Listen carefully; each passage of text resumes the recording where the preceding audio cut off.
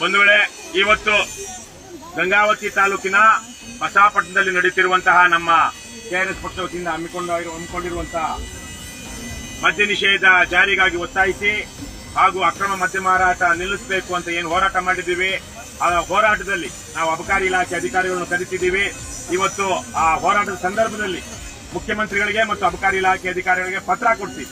ಪತ್ರ ಕೊಡೋದಕ್ಕೆ ಇನ್ನೂ ಅದು ಕಾರ್ಯಕ್ರಮ ಆಗಬೇಕು. ಸಭಾ ಕಾರ್ಯಕ್ರಮ ಇನ್ನೂ ನಡೆಯಲಿದೆ ಮುಂದಕ್ಕೆ. ಈಗ ಬಹಳ ತುರ್ತಾಗಿ ಎಕ್ಸೈಸ್ ಡಿಪಾರ್ಟ್ಮೆಂಟ್ ಇನ್ಸ್ಪೆಕ್ಟರ್ ಆಗಿರುವಂತಹ ವಿಠಲ್ ತಿರುಗಣ್ಣ ಅವರು ಬಂದಿದ್ದಾರೆ. ಅವರು ತುರ್ತಾಗಿ ಕೋರ್ಟ್ ಕೆಲಸ ಇರೋದ್ರಿಂದ ನಾನು ಹೋಗಬೇಕಾಗಿದೆ. ನಮ್ಮ ಕಡೆಯಿಂದ SI ಅವರು ಬಂದು ಕಾರ್ಯಕ್ರಮದಲ್ಲಿದ್ದು ಕಾರ್ಯಕ್ರಮ ಮುಗಿದ ಮೇಲೆ ನೀವು ಏನು ಆಗ್ರಹ ಪತ್ರ ಕೊಡ್ತೀರ ಅದನ್ನು ನಾವು ತಗೊಳ್ತಾರೆ ಅಂತ ಹೇಳಿದ್ದಾರೆ. ಆದ್ರೆ ಅವ್ರು ಹೋಗೋದಕ್ಕೆ ಮುಂದೆ ಎರಡು ವಿಚಾರ ಅವರಿಗೆ ಗ್ರಾಮಸ್ಥರಿಗೆ ತಿಳಿಸಿ ಹೋಗಬೇಕು ಅಂತ ನಾನು ಅವರಲ್ಲಿ ಕೇಳ್ಕೊಳ್ತೀನಿ. ಅಬಕಾರಿ ಇನ್ಸ್ಪೆಕ್ಟರ್ ಅವರೇ, ನಾವು ಊರಲ್ಲಿ ಜಾಥಾ ಮಾಡಿದ್ವಿ. ಈ ಊರಲ್ಲಿ 40 ಮನೆಗಳಲ್ಲಿ ಅಥವಾ ಅಂಗಡಿಗಳಲ್ಲಿ ಅಲ್ಲಪ್ಪ 40 ಮನೆಗಳಲ್ಲಿ ಅಂಗಡಿಗಳಲ್ಲಿ ಎಲ್ಲವ ನಿಮ್ಮೂರಲ್ಲಿ ಬೇರೆ ಬೇರೆ ಬರೀ ಎರಡೇ ಅದೊಂದು ಬಾರು ಒಂದು ವೈನ್ ಸ್ಟೋರ್. ಇವರು ಗ್ರಾಮ ಪಂಚಾಯತಿ ಸದಸ್ಯ. ಏನವ ನಿಮ್ಮ ಹೆಸರು? ಹುಲಿಯಮ್ಮ. ನಿಮ್ಮಲ್ಲಿ ಬಾರು ವೈನ್ ಸ್ಟೋರ್ ಬಿಟ್ಟು ಬೇರೆ ಕಡೆನೂ ಸೇವೆ ಮಾಡ್ತಾರಾ?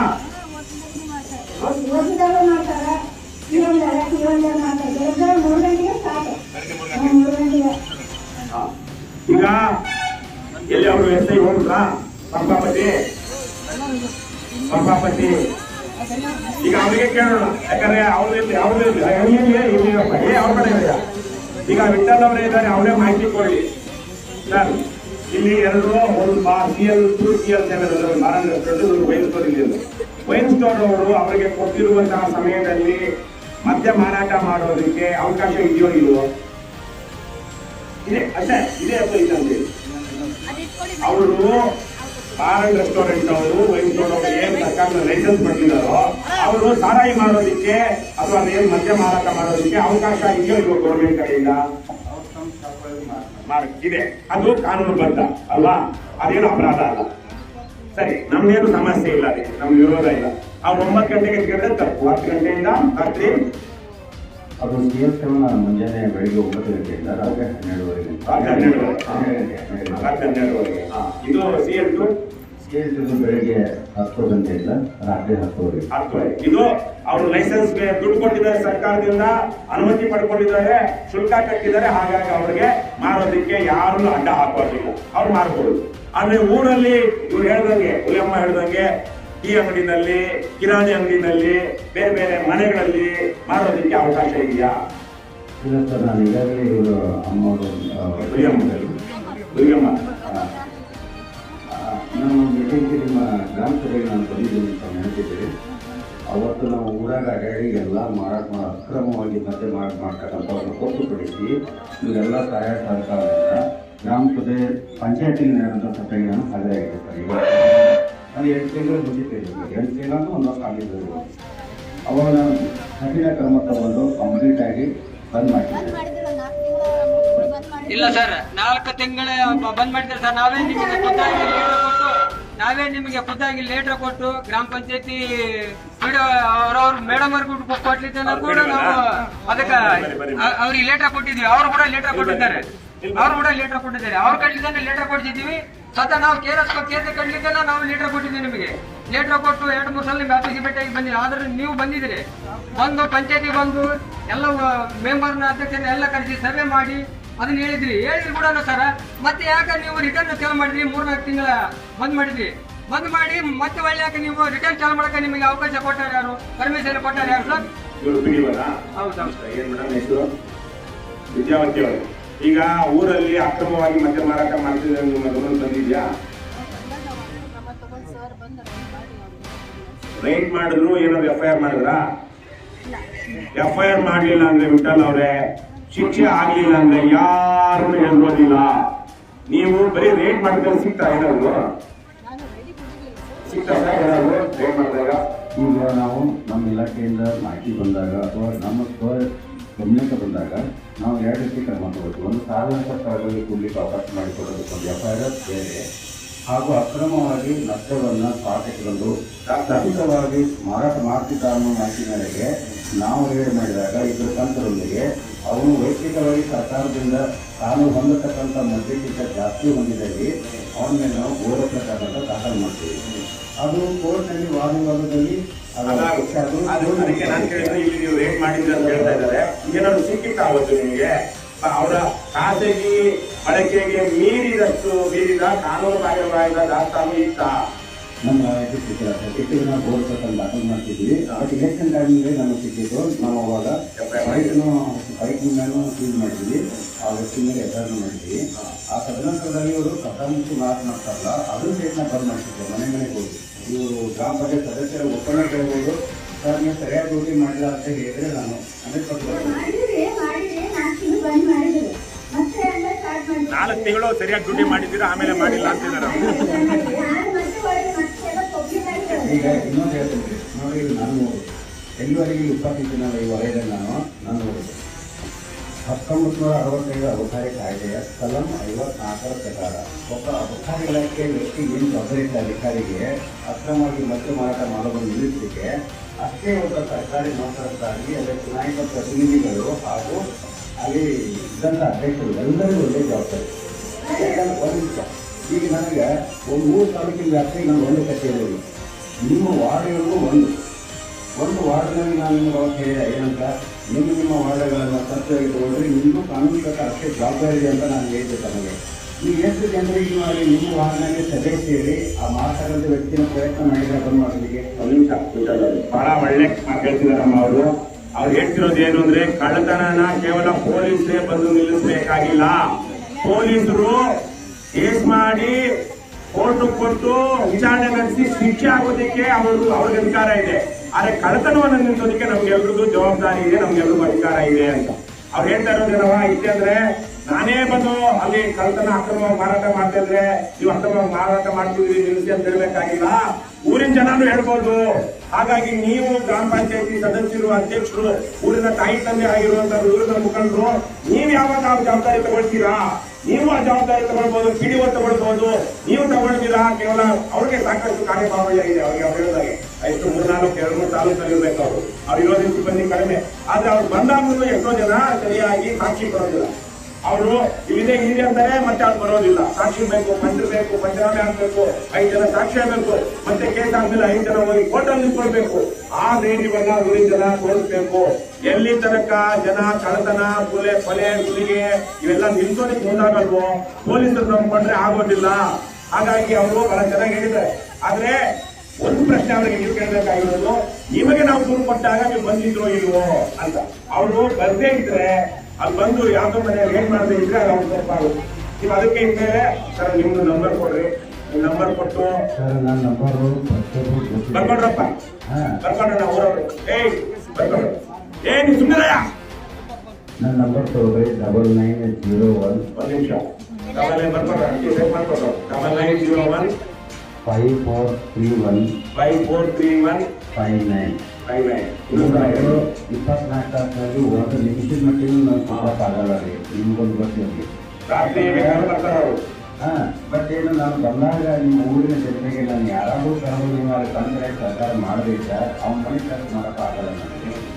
ಯಾಕಂದ್ರೆ ಮನೆಯಲ್ಲಿ ಮಹಿಳೆಯರು ಇರ್ಬೋದು, ಹೆಣ್ಮಕ್ಳು ಇರ್ಬೋದು, ಅದನ್ನ ಮನೆ ತಪಾಸ್ ಮಾಡ್ಬೇಕಂತಂದ್ರೆ ನನಗಲ್ಲೇ ಕೋರ್ಟಿಗೆ ಖರ್ಚು ವಾರೆಂಟ್ ತಗೊಂಡು ಅಥವಾ ತಗೊಂಡಿದ್ದ ಪಕ್ಕದಲ್ಲಿ ಎಮರ್ಜೆನ್ಸಿ ಇದ್ದಾಗ ನಾನು ಕೋರ್ಟಿಗೆ ಕರ್ಕೊಳ್ಳುವಂಥ ಪವರ್ ನಮ್ಮ ಅಧಿಕಾರ ಇಲಾಖೆಗೆ ಕಾನೂನುಬದ್ಧವಾಗಿ ಕೊಟ್ಟಿದ್ದಾರೆ. ಬಟ್ ನೀವು ಅಲ್ಲಿ ಸರ್ಕಾರ ಕೊಡೋದು ನಾನು ನೋಡಿದ್ರೆ ಈ ವಿಚಾರ ಏನಂತಂದ್ರೆ ನಾವು ಮಾಡಿದ್ರೆ ನಮ್ಮ ದುರ್ಜಗಳಾಯ್ತಲ್ಲ, ನಾವು ಕೆಟ್ಟ ಆಗಿರಲ್ಲ, ನಿಮ್ಮ ವಿಚಾರ ಕೊಡ್ತೀವಿ.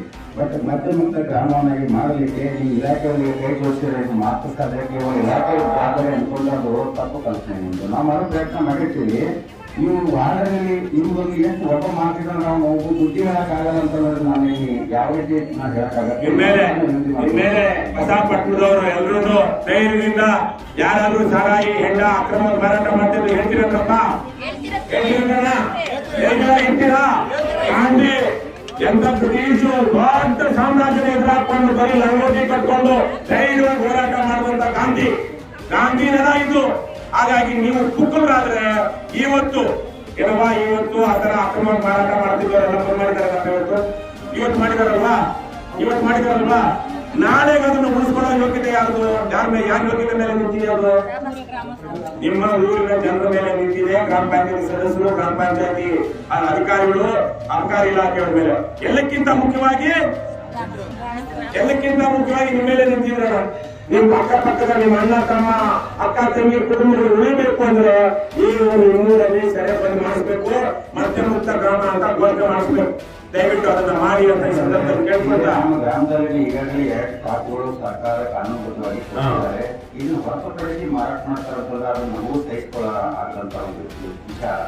ನಾವೇನಪ್ಪ ಅವರಿಗೆ ತುಂಬ ಕೊಟ್ಟಿದ್ದೀವಿ ಅಂತ ಒಬ್ಬನಾದ್ರು ಅವ್ರಿಗೆ ಏನಾದ್ರು ಯಾವುದೇ ಲಂಚದ ಬೇಡಿಕೆ ಇಟ್ಟು ನಾವು ಮಾರಾಟ ಮಾಡಲಿಕ್ಕೆ ಅವಕಾಶ ಕೊಟ್ಟಿರೋದ್ರೆ ಇವತ್ತೇ ನೀವು ಒಪ್ಪಣೆಗೆ ಇರಬಹುದು. ಯಾಕಂತಂದ್ರೆ ನಾನು ಒಬ್ಬ ಸೈನಿಕ ಮಾಡಿ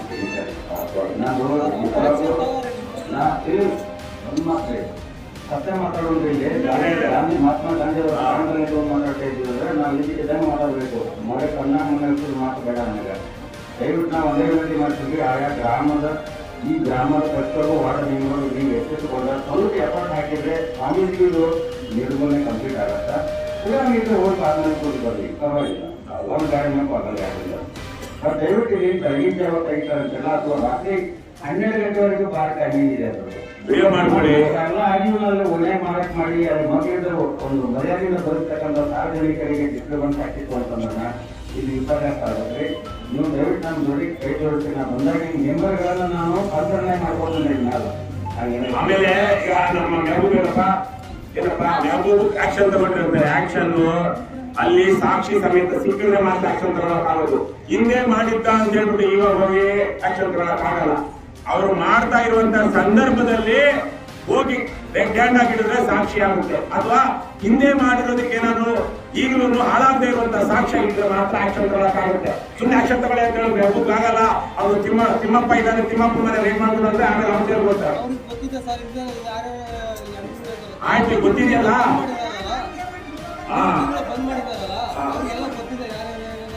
ಆಯ್ತು, ಈ ಸಲ ನೀವೇನೆ ನೀವು ನಮ್ಮ ಪಕ್ಷ ಸೈನಿಕರಾಗಲ್ಲಪ್ಪ, ನೀವೇನೆ ವಿಡಿಯೋ ಮಾಡಿ ಕರಿಬೇಕು.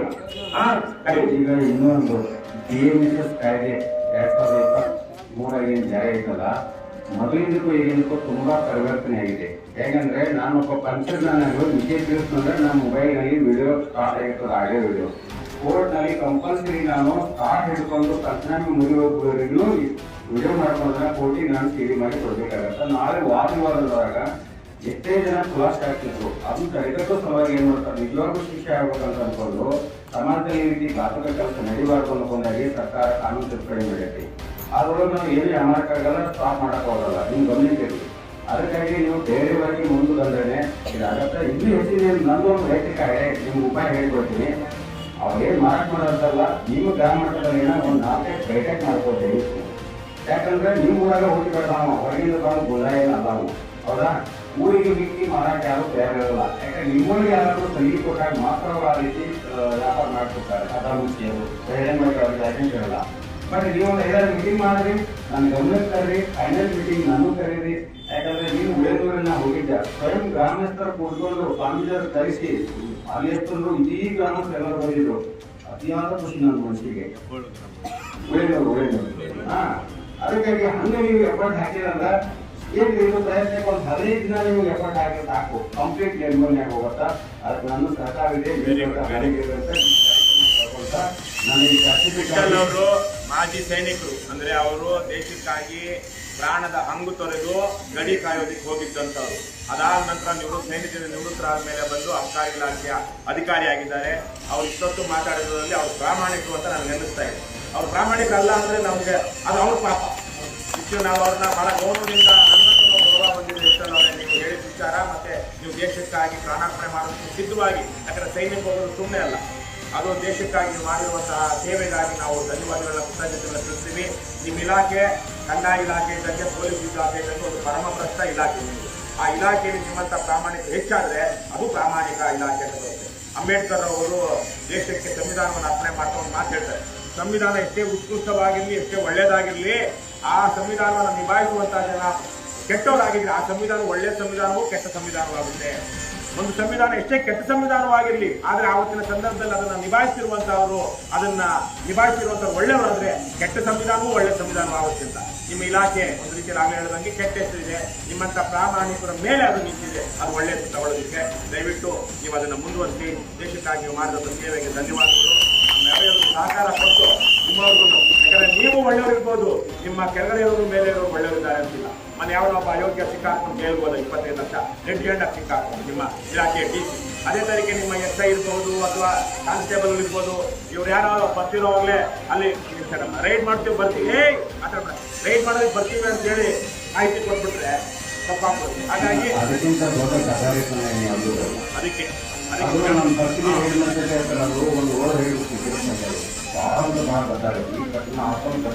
ದೇಶದ್ರೋಹಿ ಕೆಲಸ.